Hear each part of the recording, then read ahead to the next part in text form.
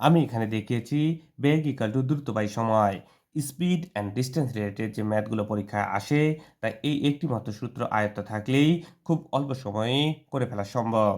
আমি পাশে একটি নোট দেখিয়ে দিয়েছি। এখানে দেখিয়েছি বেগ সময়ের ব্যস্তানুপাতিক।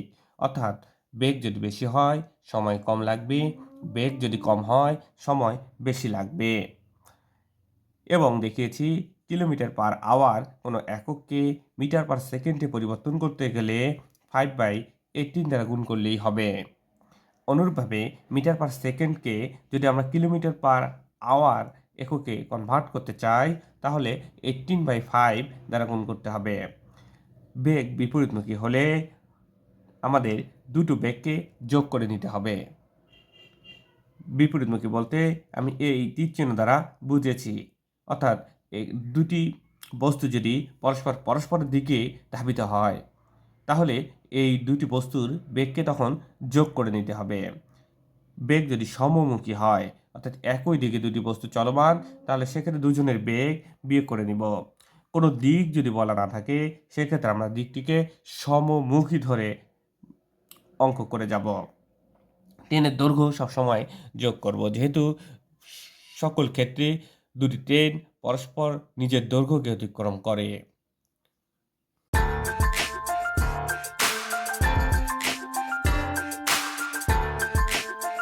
এই প্রশ্নটি সমাধান করা যাক। এখানে দেখুন, দুজন ব্যক্তি একে অপরের দিকে, একজন 8 মিটার পার সেকেন্ড বেগে এবং অপরজন 12 মিটার পার সেকেন্ড বেগে ধাবিত। এদের মধ্যবর্তী ডিস্টেন্স 240 মিটার হলে প্রশ্ন করেছে এরা কত সময় পর মিলিত হবে। আমরা এখানে দেখছি দুজনের বেগ বিপরীতমুখী, অর্থাৎ এক্ষেত্রে আমাদের বেগ দুটিকে যোগ করে নিতে হবে।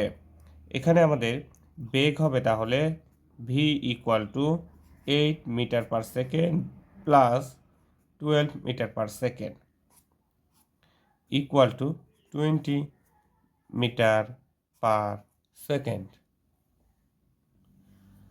এবং দেয়া আছে এদের মধ্যবর্তী ডিস্টেন্স ইকুয়াল টু 240 মিটার। আমাদেরকে বার করতে বলছে এরা কত সময় পর দুজন মিলিত হবে, অর্থাৎ টি ইকুয়াল টু ওয়াট। আমরা জানি বেগ ইকুয়াল টু দূরত্ব বাই সময়। এখন মানগুলো আমরা এখানে রিপ্লেস করে দেব। তাহলে আমাদের বেগ হচ্ছে 20, দূরত্ব হচ্ছে 240, আর টাইম তো আমাদের বার করতে বলছে। এখন টাইম যদি আমরা বার করতে চাই, তাহলে 20 দ্বারা 240কে ডিভাইড করুন, টি ইকুয়াল টু 12। এভাবে আপনারা সূত্রকে অ্যাপ্লাই করে খুব সহজেই করে ফেলতে পারবেন। এখানে ইউনিটকে পরিবর্তন করতে পারে, কোনোটা কিলোমিটার পার সেকেন্ড দিতে পারে, সেটিকে আমরা মিটার পার সেকেন্ড কীভাবে করব তা আমাদের নোটে দেখিয়ে দিয়েছি।